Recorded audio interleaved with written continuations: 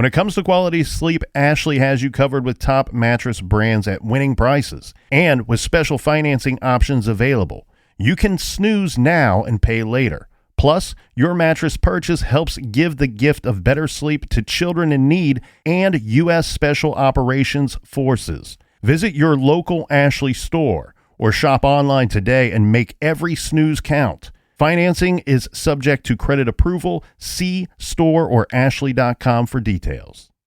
Dreaming of overseas adventures or connecting more deeply with family from afar? Rosetta Stone bridges the language gap. I've tried others, but Rosetta Stone's immersive lessons and voice feedback technology are game changers.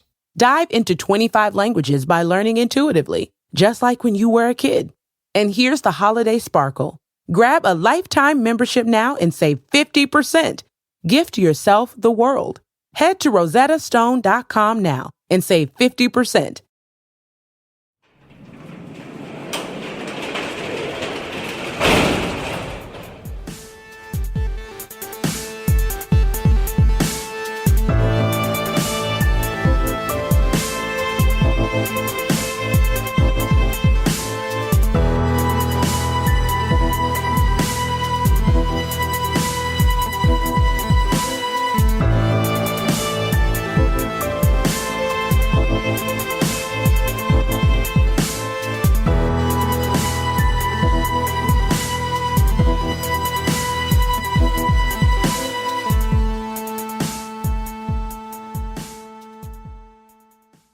Welcome to True Crime Garage. Wherever you are, whatever you are doing, thanks for listening. I'm your host, Nick, and with me as always, wearing the gold chain, backwards bandana, and of course the tattoo on his chest that reads Frosted Mug Life. He is the captain. I ain't mad at you.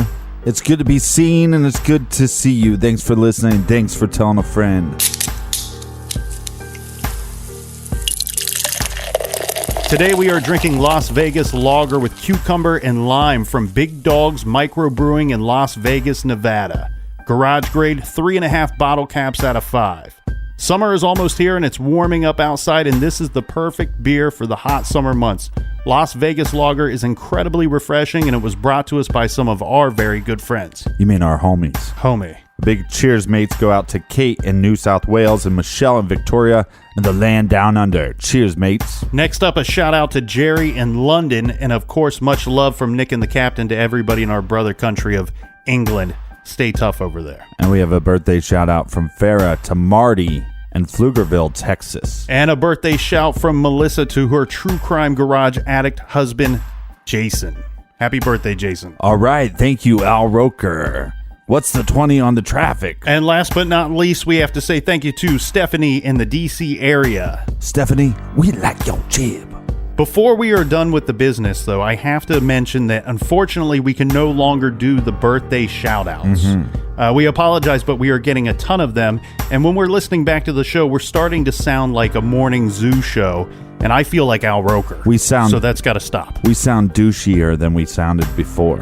So we'll do them today and we'll do them tomorrow. But after that, we have to stop before the show becomes known as Happy Birthday Garage. Yeah, because we're here for beers and blood.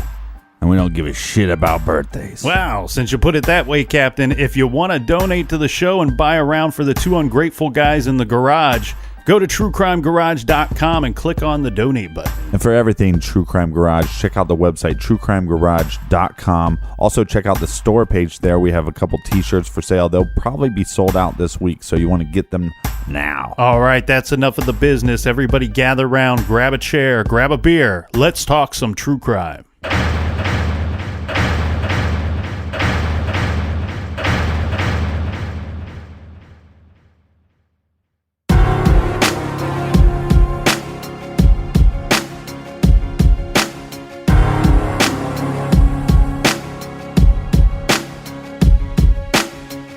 Press and the media make you think that a black man arming himself is illegal or criminal, or that he wants to arm himself to rob a liquor store or something. You know what I'm saying? That is for me to defend myself, and it should always be. It's just about surviving, you know, and we have to be honest about the tools that we use to survive. And why is a black life any more recoupable than a white life? You You know what I'm saying? We know that they don't put the same security in the ghetto that they do in the whites in the white neighborhoods. So therefore, for me to be out here saying don't, put your guns down and no violence, that's hypocritical. And if I didn't talk about the violence, everybody would act like the violence wasn't there. We as rappers bought that violence. We bought the violence that we seen on the street. We put in our records for years. And after 3-4 years, people finally starting to see it because of all the statistics that's going on in the streets. If we stop talking about it, then they wouldn't take statistics. And when they stop taking statistics, then we'd be killing each other in the street and these white people wouldn't care no more. Only reason they care is because, there's been some strays and we just slipped over in the white neighborhoods. And there's kids in Iowa that want to be like us. You know what I'm saying? There's kids in Indiana that's trying to be like us because they can relate too. You know what I'm saying? You even admitted, I don't live in that neighborhood anymore. There's no real reason for you to carry a 9mm. Don't believe that. Why? In 2 years, I've had a gun pulled on me by my limo driver, by police, by everybody. You know what I'm saying? And I better be. You know what I'm saying? I've been attacked. You ain't read the papers about these skinheads trying to blow up black churches. Why?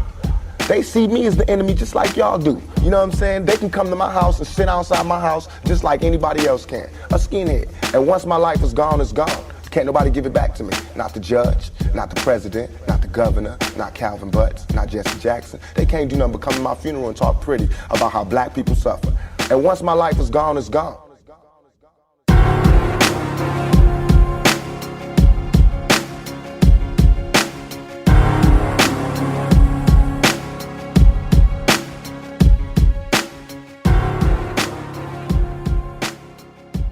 September 13th, 1996, a crowd of people gathered outside the University Medical Center in Las Vegas, Nevada because of Tupac Shakur, a rapper almost as famous for his police record as he was for his music.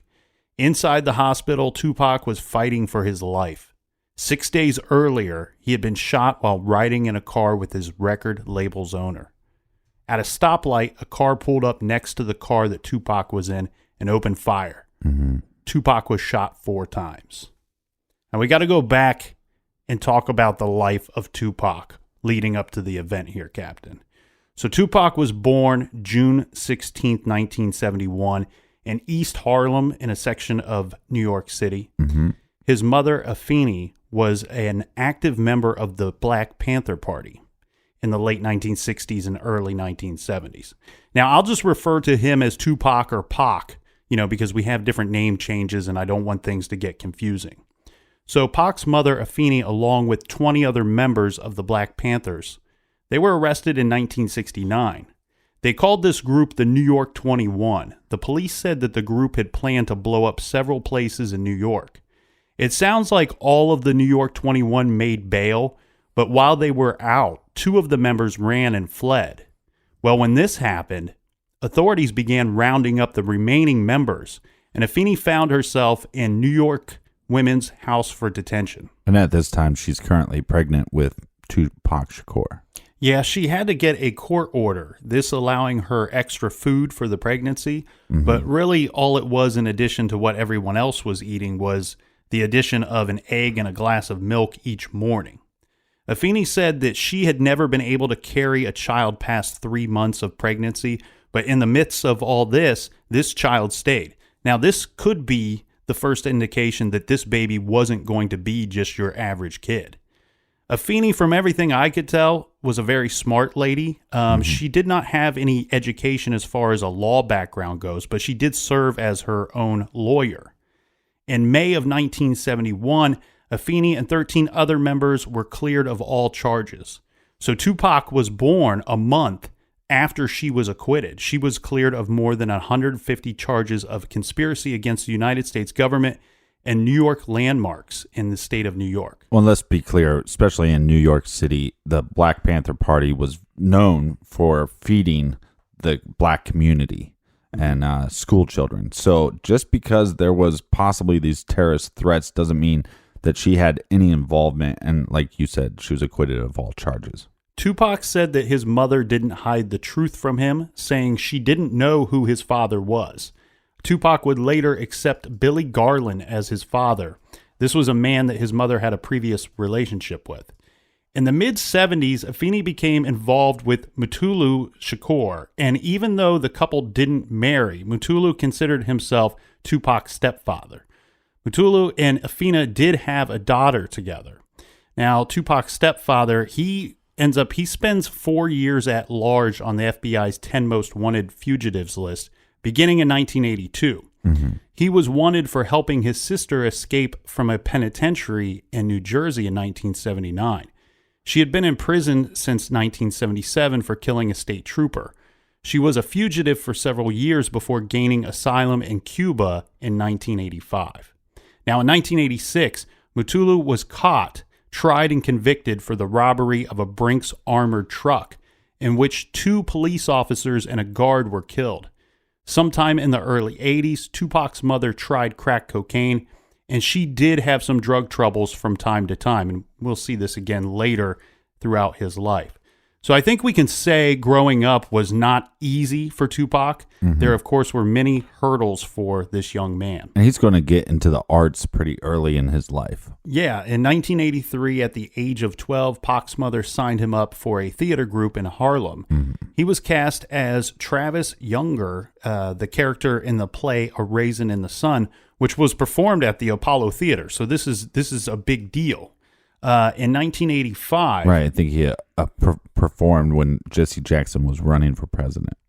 Now, in 1985, the family ended up moving to Baltimore, Maryland. It was there that Tupac enrolled in the Baltimore School for the Arts, where he basically studied everything. I mean, acting, poetry, music, you name it. I believe this is where he developed a close friendship with Jada Pinkett, or later Jada Pinkett Smith. I know that he was longtime friends with Jada, and that was no surprise to me when we started looking at this case and who Tupac is or was. And I knew that he had a tough time growing up, but I really didn't know how schooled and educated he was in the arts from such a young age. I find that incredibly surprising. I found a quote it's a bit of a sad one, but I think it helped me understand some of his drive. Tupac said, "I didn't like my life, but through acting, I could become somebody else." I think that tells you a lot of what's going on in his world and what got him to focus on these more positive aspects. In 1988, Tupac's mother is still battling her addiction with crack cocaine, and she's actually in an abusive relationship. So she's going to send her son and her daughter off to live with their godmother in California. Tupac would point to this moment as, quote, "as the point where I got off track." Later, Afeni would follow the kids to California. It sounds to me like the godmother had her own battles going on. She had some alcoholism, I think, that was going on. It was not a perfect situation to send your kids to. Well, and what Tupac stated in multiple interviews was, oh yeah, so my mom had all these issues. Then she sends us to California. Oh, by the way, my godmother had all the same issues. Abusive relationship, addicted to drugs. Tupac would eventually drop out of school, but he did have a chance meeting in a park with Leila Steinberg, a young writer, teacher, and music producer. It's through this connection that Pac gets to try out for a group called the Digital Underground, who was a fantastic rap group. Everybody probably remembers the hit The Humpty Dance. I once got busy in a Burger King bathroom. Thank you, Captain. I was a fan of the Digital Underground, and if you YouTube same song by Digital Underground, you'll actually see Tupac in that video. Well, after this must be like 1991. So Tupac is in his first movie. This is hilarious because I loved this movie. This is Digital Underground and Pac, of course. This was the movie Nothing But Trouble. The group is pulled over for speeding, and they have to appear before a judge. The judge is Dan Aykroyd. And when in court, they performed their song titled Same Song, with the judge joining in eventually on keyboards. This movie had Chevy Chase, Demi Moore, and the late great John Candy in it. So after this, Tupac broke out on his own. He's now 20, and in late 1991, the record that he's going to come out with is Tupacalypse Now. Yeah, and around this same time, he's going to get cast in a much bigger role in what, according to critics, is probably considered a much better movie. Not me, because I love Nothing But Trouble. But he is cast in a better movie as as the captain would say, a film called Juice. So that's kind of a good review of Tupac's early life and his break into fame. But Pac was not just famous for his music and acting. Once he started getting famous, he had run-ins with the law, and he also had an attempt on his life. Now, the first story that I could recall with Tupac and the police, well, this is a nasty one. In the fall, it's the first one once he's famous. The first one in the fall of 1991, police stopped him in downtown Oakland, California. Now, he stopped for jaywalking. This probably shouldn't be a very big deal, right? Probably shouldn't stop him. But the story I heard is that Pac showed 3 forms of ID to the 2 officers that had stopped him. But the officers refused to believe that Tupac Shakur was his real name. Pac ends up losing his temper, and he wants to know why it took 2 officers to stop him for something as simple as jaywalking. And then shortly after, there's a verbal altercation, to put it nicely. The officers then grabbed him, and one puts him in a chokehold. He's taken down to the concrete. Pac says that when he woke up from the attack, he was cuffed and he was face down in the street. He was only in jail for about 7 hours for this whole thing that went down. But in December 1991, Tupac filed a $10 million civil lawsuit against the Oakland Police Department. Well, because you're missing a little bit of the story. So once they arrest him on the street, and there was a physical altercation in the street, and let's just say Tupac probably provoked some of that, right? So I'm not going to let him off the hook that easy. Right. But once they got him into the jail, they beat the living crap out of him. And he had a black eye. He had a bunch of bruises all over his face. And that's why he pressed charges. Yeah, and I think they were pretty brutal to him before that, though, bringing him into the jail where people on the street could see that portion of it go down. So he files that $10 million lawsuit against the Oakland Police Department, allegedly saying that they brutally beat him for jaywalking. Shakur received approximately $42,000, I believe, in settlement money. But most of this went to pay for his lawyer in this situation. Yeah, they basically admitted that they're wrong and that there was no charges either. So it's kind of like, nobody wins, nobody loses there. On August 22nd, 1992, in Marin City, Shakur performed at an outdoor festival, and he stayed for an hour afterwards signing autographs and pictures. A confrontation occurred, and Tupac pulled out a legally registered gun and dropped it. Someone picked up the gun, and it goes off, and a bullet was discharged. Well, about 100 yards away, a 6-year-old boy on a bicycle at a nearby playground, he's hit with the bullet. It struck him in the forehead, and it killed him. Although Tupac and his stepbrother, Maurice Harding, were arrested on suspicion of firing the gun, no charges ended up being filed. The county prosecutor basically pretty much had no case because of lack of witnesses. But later, a wrongful death lawsuit was brought against Tupac and his label, Interscope, by the kid's mother. So under a confidential settlement, and this is the wording from a newspaper article at the time, a record company for rap star Tupac Shakur has agreed to pay between $300,000 and $500,000 to the parents of a 6-year-old boy who was killed by a stray bullet during a scuffle at an outdoor festival in Marin City in 1992. Now, attorneys for Tupac and for the parents of the boy, they reached the settlement in the lawsuit brought by the dead child's family after several hours of closed-door negotiations before any witnesses to the shooting could take the stand. Right. The lawyers would not publicly discuss details of this agreement. However, sources familiar with the agreement said a record firm, whose name they would not disclose, but we already know is Interscope, will pay the parents more than $300,000, but less than $500,000 to settle the suit. They would not be more specific about the amount. In their opening remarks, lawyers for both sides agreed that the bullet that hit the boy came from a handgun that was registered to Tupac. Right. but they gave differing versions of how the shooting took place. Now, the parents' attorneys told the jury that Tupac was carrying a concealed weapon when a fight broke out. He drew the weapon, brandished it, but dropped it, and then yelled at Harding to get the gun. Several shots were fired, including the one that killed the boy. Tupac's lawyer told the jury that Tupac and Harding were attacked by a mob of angry people, and at one point, someone fired a gun over the heads of the crowd to scare them off.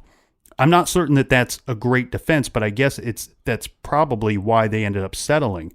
This took place during an outdoor festival, which was among the longest running events conducted by African Americans in Northern California. The event was not held for years after the boy's death. Now, that was taken from a newspaper article from 1995, so I'm not sure if or when they may have resumed the annual festival. In March of 1993, Tupac was arrested for threatening a limo driver in California. Well, and this is a story he brings up often in interviews. He talks about, like, why do I need to carry a gun? Well, because I've had guns pulled on me in the last several years, and he always talks about that. I've had a gun pulled on me by a limo driver. Well, if you're making threats, maybe that's why the gun was pulled on you. Mm-hmm. Or maybe the gun was pulled on you and then you made threats. I'm not really for sure. Also in 1993, Tupac was charged with one count of felonious assault. He was accused of attempting to hit another rapper with a baseball bat at a concert at Michigan State University. The incident reportedly began when Tupac became angry and threw a microphone. He pled guilty in September of 94 to a misdemeanor in exchange for the dismissal of the felonious assault charge. He was sentenced to 30 days in jail, 20 of which were suspended, and he was ordered to perform 35 hours of community service. Well, if there's trouble, Tupac's there. That's what he does. With the baseball bat to straighten out the situation. To be fair, I mean, he was a small guy. He was, like 5'8", 5'9", maybe 150, 160 pounds. Yeah, and I want to be clear about something, too, because in a lot of these stories, all right, yes, we're pointing out that he pled guilty or that he was charged with this. There's, like we see all the time, there's varying accounts of these stories of what actually happened, who was the problem, who was not the problem. Well, and yeah, I mean, look, Tupac is controversial, but I think a lot of his issues came from, I mean, obviously, especially at that time, and you're a celebrity, and you're in the gangster rap world, you got a target on your back for trouble, right? So I maybe he brought some of this on himself. Maybe it was brought upon him, and he had to defend himself. I don't know. I wasn't there. Now, I don't want to sound like some kind of jackwagon here, but for some reason, I like this next story, but you got to hear it all the way through before you judge me, okay? Well, I'm already judging you. Before you judge me, in Atlanta. We should have never covered the case. We got two suburban boys in a garage covering Tupac. In Atlanta in late 1993, Tupac was charged with shooting two off-duty suburban policemen. How the hell you like this story? Well, I told you got to hear it all the way through before you judge me. See, I got one sentence in and you start judging. I'm not mad at you. The Atlanta police said that the shooting occurred after two cars carrying Tupac and his party almost struck the two men and their wives as they crossed the city street. Okay. Tupac was arrested at his hotel shortly after the shooting. He was charged with 2 counts of aggravated assault and then released on $55,000 bail. Now, Tupac's lawyer said that it appeared from investigators' descriptions of the incident that the two officers started whatever gunplay that had occurred. So we have a who shot first situation. According to some accounts, it was one of the officers who first drew and possibly fired a gun, although no weapons were recovered. The police say witnesses gave this account of the incident. Mark Whitwell, he's a police officer, and his wife were crossing the street. Mark Whitwell. Well, I wonder what color he is. Well, Mark is a police officer, and he and his wife were crossing an Atlanta street with Whitwell's brother, Scott, who is also a police officer, and his wife. After the couples were nearly hit by the car, this is the car with Tupac and the other car following them, right? The two officers were both in civilian clothes at this point. They argued with the driver and the passengers of the car, as well as the occupants of the second car that had pulled up. So according to some accounts, Mark Whitwell pulled out a gun, but it was not clear whether he had fired it. Witnesses said that Tupac then fired a gun. 3 shell casings from a 9mm pistol were recovered by police. Now, do you want to hear about the aftermath of this incident? Yeah, I'm trying to figure out why you like this story. Okay, we're getting to the part that I like, all right? Okay, it was later determined that the officers were drunk and in possession of stolen guns. Oh, great. Okay, so as they crossed the street, a car with Tupac inside passed them or almost struck them. After arguing, Mark Whitwell shot at Tupac's car. Tupac then shot one officer in the buttocks. And then he shot the other officer as well. And I think this was in the leg. There's varying news reports about where he shot the guy. Okay. Mark Whitwell was charged with firing at Tupac's car and later charged for lying to the police during the investigation. Tupac was charged with the shooting as well. But the prosecutors eventually dropped all charges against both parties. Oh, really? Mm-hmm. Yeah, this is just like a really bad, horrible incident where, drunk people, stolen guns by the police. Yeah, Cops lying. Yeah, unfortunately, nobody was seriously injured or killed in this incident, but it's just a whole bunch of people behaving badly. Tupac was supposed to be in the movie Menace to Society 2. The directors were twin brothers who had directed I believe they directed some of Pac's music videos. But after several fights on the set with the directors, Pac was fired. Well, this really upsets Pac, and he storms the set armed with a baseball bat. Right. And he goes after both of the twins, after both of the directors. He was later found guilty of this assault. Well, let's just put it out there for the listeners. I mean, were you normally there was 2 camps. There was the Tupac camp or the Biggie camp. Mm-hmm. Which camp were you in? I have to pick a whole camp. Yeah, I mean, you could like both of them. I'm just saying, but you'd have to pick one over the other. If I could only choose one, I was definitely a bigger Notorious B.I.G. fan. Mm-hmm. I owned more of his music than I did of the Death Row West Coast guys. Mm-hmm. I've always liked Dr. Dre a lot, so it's tough for me to say that. I don't really think of rap like that, the gangster rap was never my thing. I always liked kind of the more out there guys like Busta Rhymes, the Fugees. I like. Well, we were pretty young. Cypress Hill. We were also pretty young at the time, right when Tupac was coming out and more of a hit. That was like middle school, early high school. Yeah, and we were probably still stuck in our grunge phase for a little bit of that time. But okay, so if you had to pick favorite Tupac song, what would you pick? I tell you what, I only really liked the hits of Tupac, but if I picked one, and this is one that I would recommend to anybody, because I think this song shows his talent. Like I said, I'm not big into gangster rap, but you sound so white when you say it. Well, yeah. But I like Dear Mama by Tupac, and I'll tell you why. Because I think you could listen like any style of music and still like that song. Like even if you didn't like rap, I think you could pick up that song and be like, all right, I get this. I like it. It's that good of a song. Well, I'm just throwing this out there, and I think one of the hardest things to do is to take a song and remake it and make it better than the original, right? Mm-hmm. A fabulous artist, a very talented artist, Bruce Hornsby. He had the song "The Way It Is," right? And Tupac remade that and made it into changes. Oh yeah. I personally think that Tupac's song is better. Now, I might get some hate mail for that, but I think he took a song to the next level. And I think what he's saying is very socially relevant today as much as it was back then. Mm-hmm. Another song that is socially relevant probably today, too, is Keep Your Head Up. That's another one that you should check out if you're not familiar with his work. But we'll get right back to that after this quick beer break.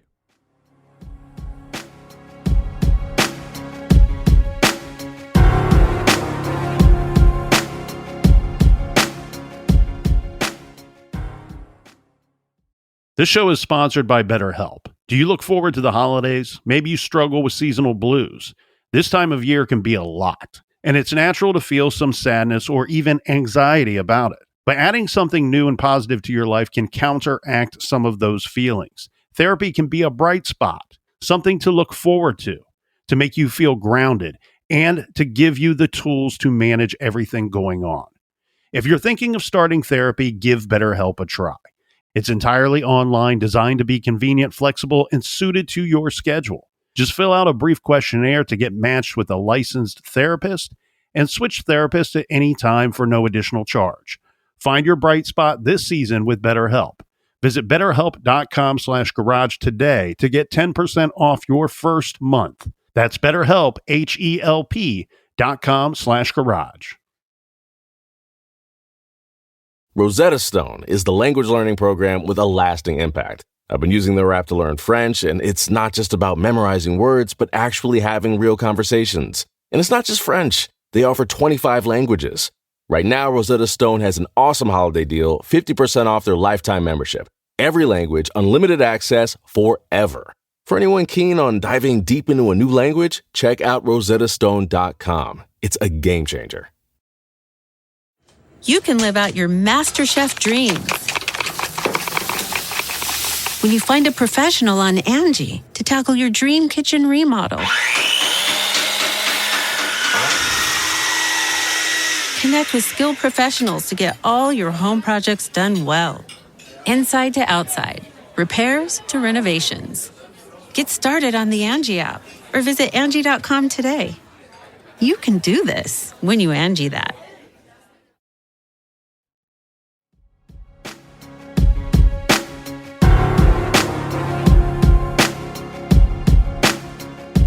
All right, we're back. Cheers, mates. Cheers. Now, I just want to paint a quick picture here for the younger listeners, Captain, because we're only up to about 1993 in our timeline. And we have a guy that the guy bust onto the scene, right? He comes onto the scene in 91. And Tupac, he was, we have albums coming out. He's in multiple movies.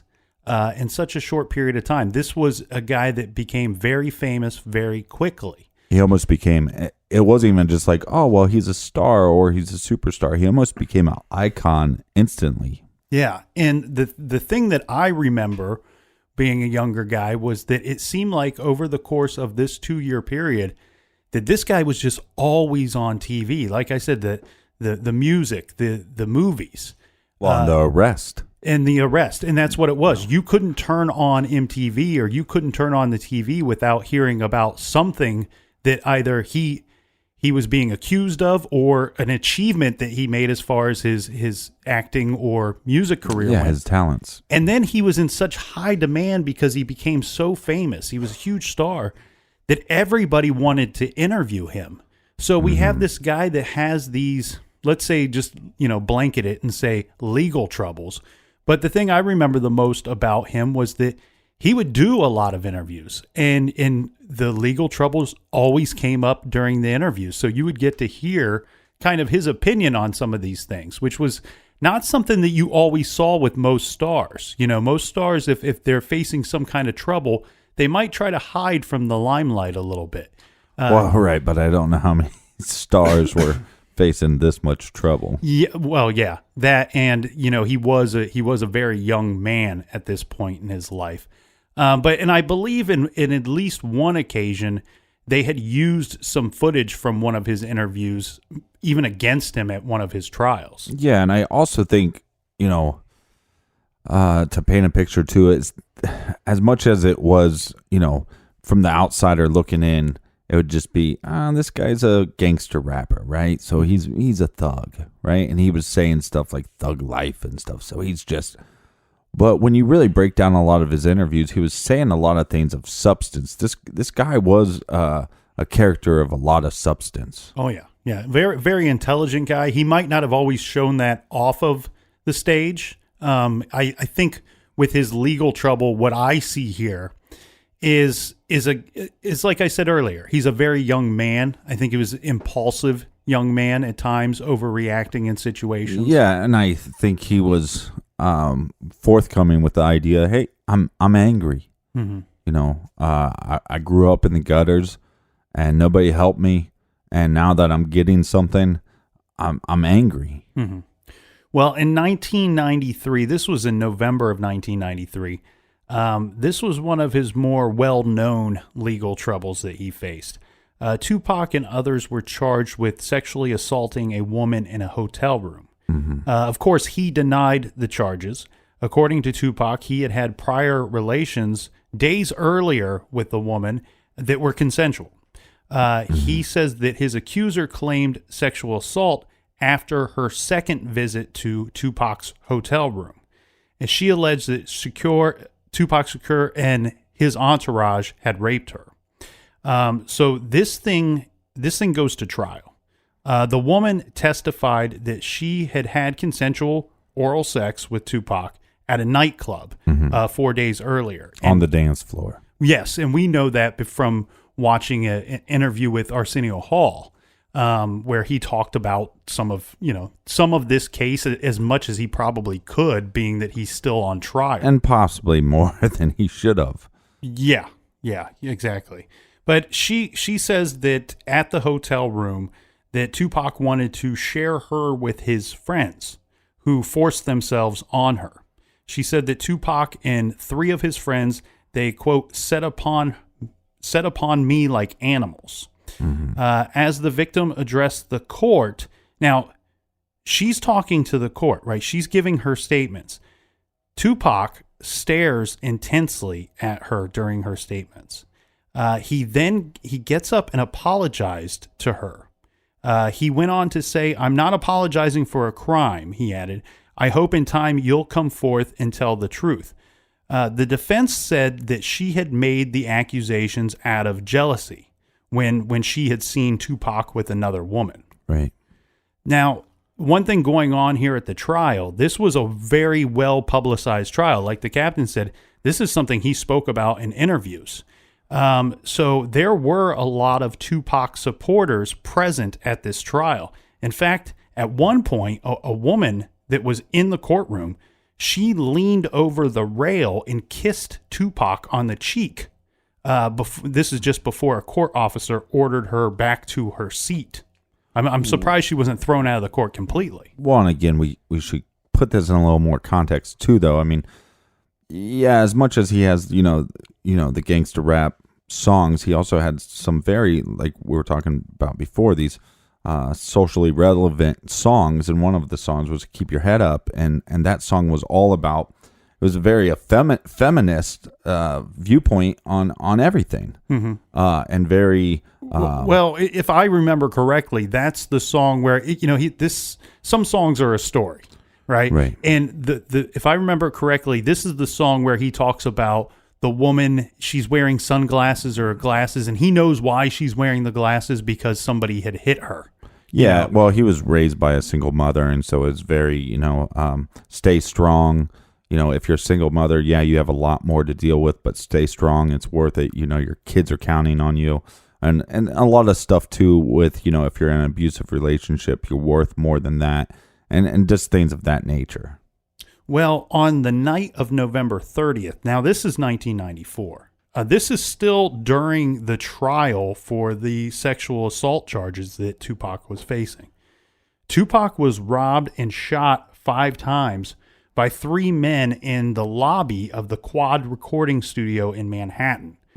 Tupac stated that he believed the robbery to be a setup, that he was set up for the attack. And he even made comments about, they stole jewelry from me, but why did they leave, my Rolex watch? They didn't take that. Right. Tupac, think about this for a second here. He shot 5 times, right? Right. He very quickly checked out of the Bellevue Hospital Center against doctor's orders. This was just 3 hours after surgery. And then in the day that followed, he entered the courthouse back at his trial in a wheelchair. Yeah. Well, and the big suspicion here was, they already had this East Coast, West Coast battle going on. So a lot of people thought that the East Coast rappers were responsible for this possible hit But also the other thing too was Tupac, the cops actually thought that they could solve this case, but Tupac wasn't really that cooperative with them. No. In fact, let's get back to the trial real quick, and we'll go through this whole attack, because that's a whole other can of worms. In the end, Tupac and his road manager, this is Charles Fuller, they were convicted of first-degree sexual abuse. They were acquitted of weapons and sodomy charges.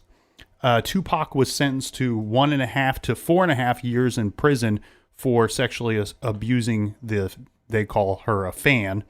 And he tearfully apologized to his victim. But even as he apologized, he said that he had committed no crime. Right. And he states this over and over and over and over again in interviews. So let's go back to this attack. Or the shooting that happened in the recording studio. Yeah, and you could almost call this an attempt on his life. To be shot 5 times or shot at 5 times, it almost appears like an attempted murder. But yes, there was a robbery as well. But in a 1995 interview with Vibe magazine, Tupac accused Sean Combs, better known as Puffy or Puff Daddy, also Jimmy Henchman, and Biggie, among others. So there's other people he accused of this, of setting this situation up, of setting up the attack at the Quad recording studios. Now, eventually the magazine would change the names of some of the accused assailants upon publication. So, they did not implicate Biggie or Puff Daddy in this actual thing, but that's who he was accusing. Yeah, but if you're a Tupac fan and you listen to probably at this time half of his songs, he starts saying, "You guys know what you did.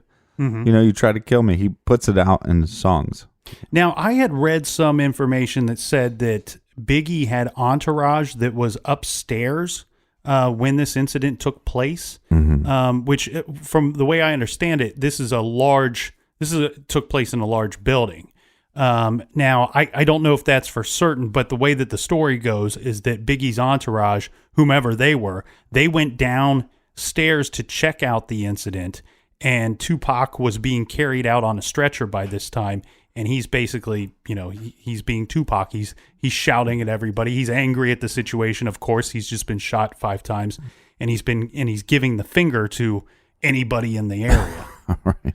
Now, I do want to touch upon some things here before we get to the situation that takes place in Las Vegas, because there are a lot of people that believe that these two attacks could be tied in together, that they could have potentially been carried out by the same person or persons, or ordered by the same person or persons. So in the Los Angeles Times, this is journalist Chuck Phillips.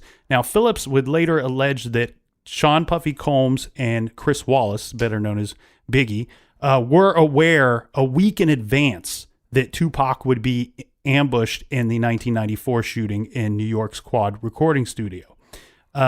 This would be 2 years before he was shot and killed in Vegas. And the quote says that they were advised in advance of what was going to happen. They did not know the assailants were going to be shooting. In fact, they were told not to shoot. But what had happened apparently was that when this attack went down, they state that Tupac pulled a gun and went haywire, and it was supposed to just be a severe beating that turned into this terrible shooting. Well, again, like we said, there was a lot of these battle rap songs going on between West Coast and East Coast, a lot of trash talking. But look, Tupac's from New York, Biggie's from New York.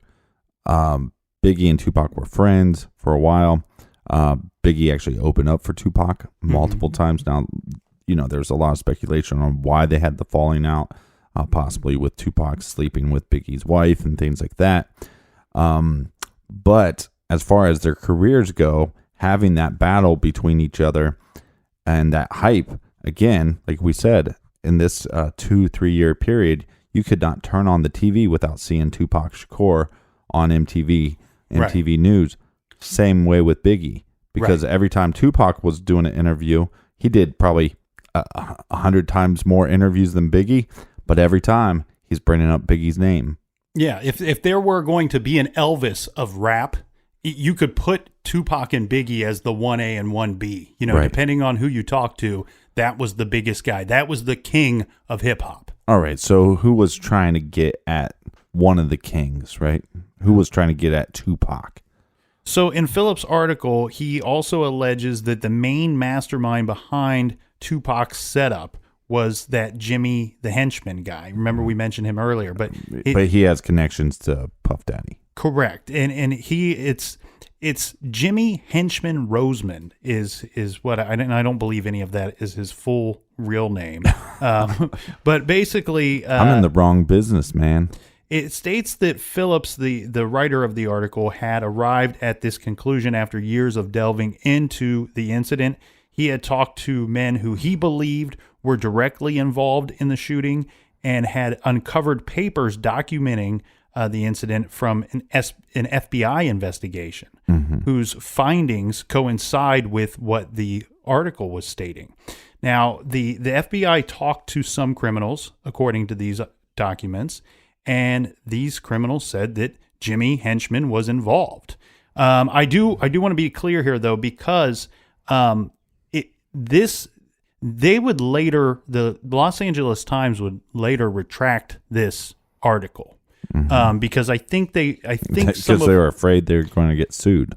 Yeah, because I think it came into question how he may have uncovered some of this evidence and where he received some of these documents from. Or how, yeah. The rumor is this, that he received them from a guy that had told some stories in the past and might have forged some things in the past. So when you receive documents from this guy, you got to wonder, did he forge these particular documents themselves? Right. Now, years later, we have this person, Dexter Isaac. He was serving life in prison without parole for multiple murders and armed robberies. Apparently, he was working on releasing a book detailing his life in New York City, on the streets of New York City, as a hitman and as muscle for this Jimmy Henchman Roseman guy that we've been talking about. So apparently, Jimmy Henchman at some point finds his way into prison as well, serving quite a bit of time, maybe even life for drug trafficking, money laundering, and witness tampering. So we're seeing a lot of... Too bad Puffy didn't go with him. Well, we're seeing a lot of bad dudes that are rumored to have been involved in this setup that Tupac was talking about. Yeah, well, it's interesting that he didn't want to cooperate with the police, but I know that's different. It's a different time, and it's also a different lifestyle. The attack itself went like this, according to Dexter. He says that Jimmy, the henchman, had approached him and some of his associates, and he ordered them to rob Tupac when he got to the studio that evening. Dexter says he was paid $2,500 cash to carry this out. Jimmy told Dexter not to shoot Tupac, but to catch him by surprise and pistol whip him, and then kick him around for a little bit and take his biggest diamond ring.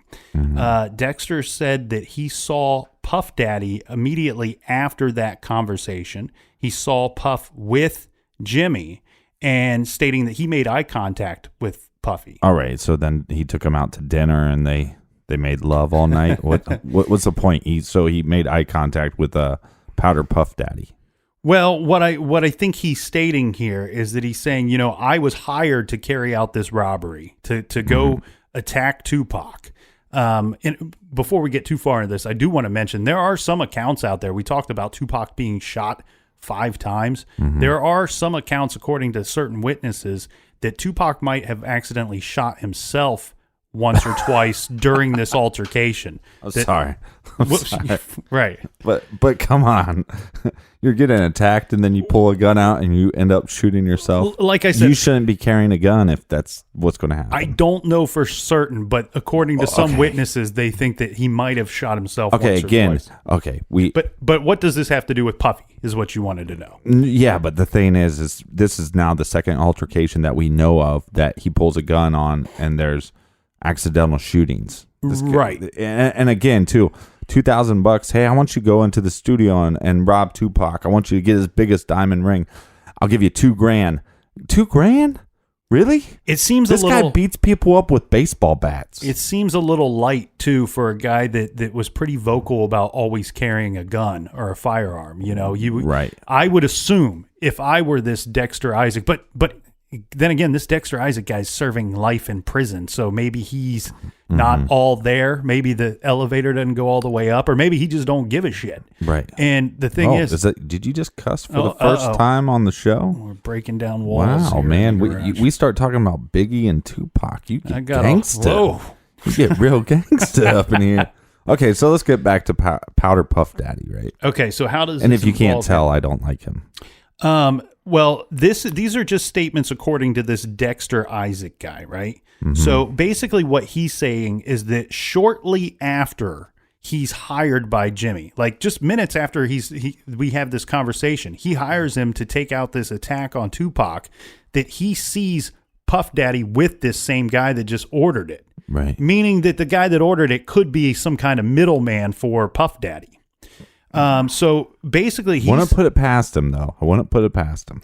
Well, Dexter claims his claims basically kind of confirm what other people were already believing at the time, that Puff Daddy was at least aware of this plan. Now, Dexter says that there's no way that Biggie or any of Junior Mafia were there that night because he knew Puff Daddy. Right. And he knew when he went into the studio that none of these other dudes were around. He sees Puff Daddy with this Jimmy guy that night, and that's what he's stating. All right, so Powder Puff Daddy is maybe the go-between guy to order the hit, is what you're saying. Right. And then let's be clear, I'm a big Biggie fan.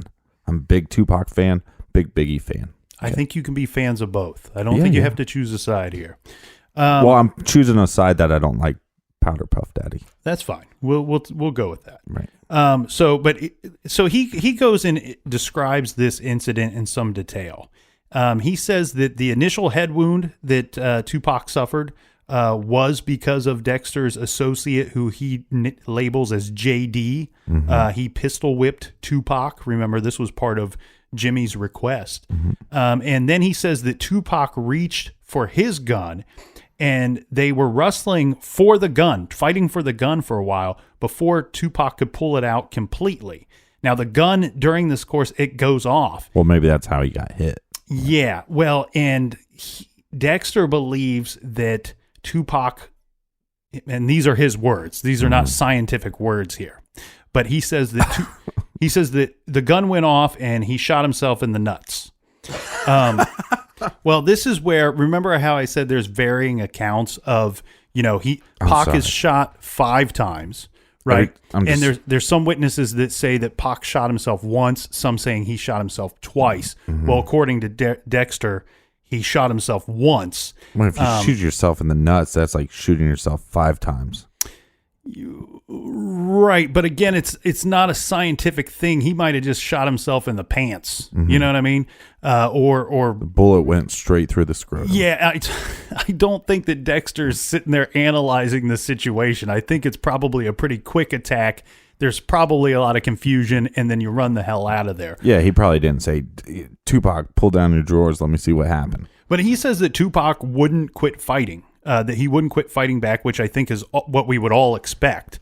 They were trying to take all of Tupac's jewelry, and that they shot him several times after this because he wouldn't quit fighting. Well, and because they're only being paid $2,000, but maybe the thing was, we want you to rob him, and whatever you get, you can keep. Mm-hmm.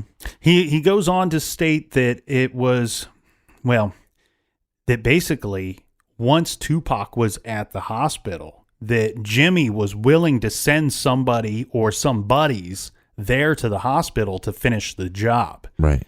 And according to this guy, that some of Tupac's guys caught wind of this or heard this rumor from somebody, or I think it was phoned into them from somebody. They called the police and said, look, our buddy, our dude was attacked. He was shot several times. He's in the hospital. And we heard the rumor that the guys that set him up, the guys that tried to kill him, well, they're going to come to the hospital and finish the job. Well, this happens all the time. I mean, I used to work at a bank right beside of a hospital. And if there was a gang-related shooting and there was somebody that got hit, right? Mm-hmm. And they were in recovery, that they had to guard that, for maybe possibly retaliation or whatever. And I believe that stuff totally goes down, that there's probably several attempts on people in certain situations, but it seems very like Italian mob movie to me, right? You know what I mean? Like you see that in a lot of the Italian mob movies.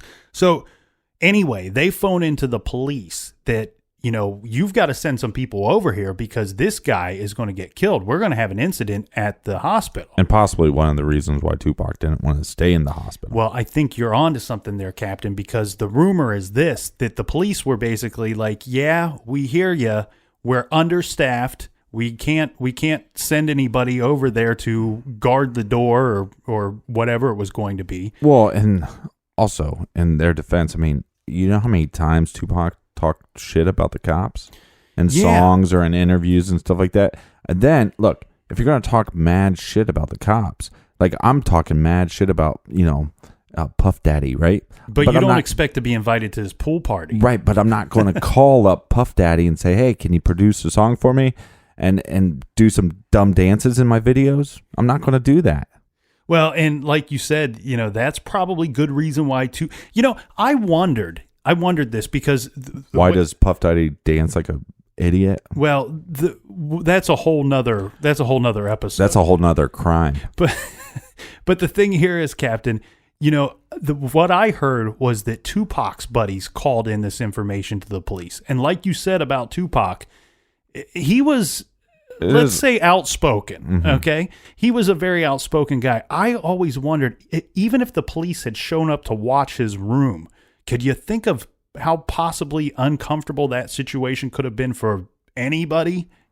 Could you see a police officer showing up to his room and then Tupac giving that dude stuff? Right. Attitude. Giving him the business. But like you said, that is the rumor why Tupac probably left the hospital at the very first chance he could. Out of fear. As early as he could run out the door, he did, against doctor's orders, shortly after the surgery. Well, right. You were just attacked by these people and you might not know who they are, but now you're getting rumors and you might not have any nuts left. So I shouldn't have said that. That's horrible. I'm turning into the captain. I think Nurse, we're all out of nuts. Oh God. I think we drank too much. I think we need to wrap this up pretty soon. Okay, so where were we at? Well, before we do, we should mention, after this attack on Tupac, after the attempt, and I'm going to call this, this is an attempt on his life, in my opinion. This is a murder attempt. I don't care if people say that we were just supposed to beat him. I don't care what goes down once you get there. This is what took place. Right. You don't care what you're told to do. What you care is what actually happened. Exactly. So the thing here is Pac has to go back to court. He's still waiting, for the end of this trial on the sexual assault case. He's in a wheelchair. We talked about he and his road manager, Chris Fuller, were both convicted of first-degree sexual abuse. And now Tupac has this lengthy prison sentence. And I say lengthy because the other charges he had faced in the past, he received 20-day sentence or a 30-day sentence, right, or things were settled out of court. So Tupac began serving his prison sentence on the sexual assault charges at the Clinton Correctional Facility. This would be in 1995. Now, shortly afterward, he released his multi-platinum album, Me Against the World. Everybody remembers that one. Tupac became the first artist to have an album at #1 on the Billboard 200 chart while serving a prison sentence. So he's got that going for him. All right, good accomplishment. Well, in October of 1995, Tupac, his case is up for appeal at this time. But because he has considerable legal fees, he could not raise this is what I've been told, $1.4 million bail. That's a whole lot of bail. So after serving 9 months of his prison sentence, Tupac is released due in large part to the help and influence of one Suge Knight, right, who was the CEO of Death Row Records. He posted apparently he posted the $1.4 million bail in exchange for Tupac signing a deal with Death Row Records. Right, and this was all done, and this was all handwritten. I think it was like maybe 3 or 4 pages. It was a pretty goofy deal, and it was actually a 3-record deal. Yeah, and from my understanding, like you said, Captain, this was all pretty closed-door, hush-hush type stuff for a long time, wasn't it? Like, we'll post your extremely high bail. In exchange, you're signing a record deal with us. It doesn't seem like a real... And I don't know off the top of my head who Death Row was actually distributed by. Mm-hmm. But they possibly were distributed by Interscope. Mm-hmm. And like you said, now this is binding Tupac to a 3-album deal with Death Row Records. And now Tupac was scheduled to be released from prison because of the influence of a one Suge Knight, who we'll have to... He's a whole nother character in himself that we'll have to get into in tomorrow's like show. 4 characters in one. Yeah. So just to clarify what I was talking about before, the label that he was on, we talked about Tupac being on Interscope. Well, the sub-label of that was Jive. Right. And all this contract did was basically make the sub-label now Death Row. It was still under Interscope Records. But this contract he signed was, I don't know. I mean, if he would have wanted to fight it in court, he probably could have beat it. Well, and I don't know the details of the contract, but he was like we said at the time, he's a number one. Him and Biggie are the 2 biggest guys. So if you have a record label and you can get one of these dudes on your label, you're going to become one of the biggest labels. And the thing here is it might be because I would argue, like you said, he might be able to beat it in court because you almost could argue that under duress, he signed this unfair deal, let's say.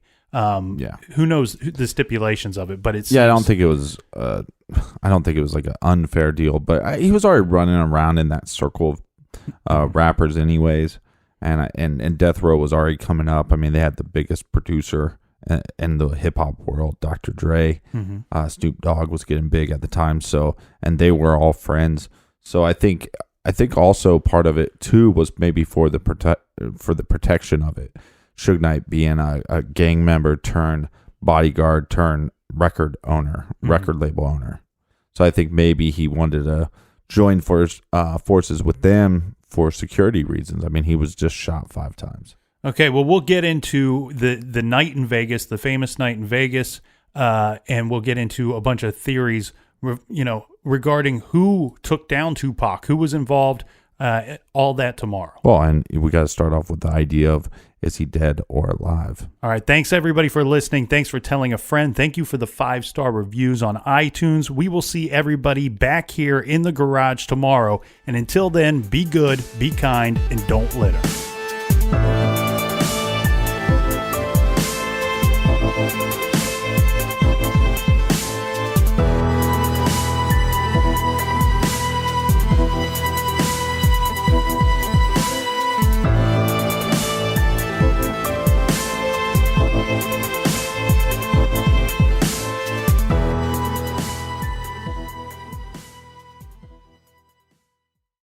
The Angie's List you know and trust is now Angie, and we're so much more than just a list. We still connect you with top local pros and show you ratings and reviews, but now we also let you compare upfront prices on hundreds of projects and book a service instantly.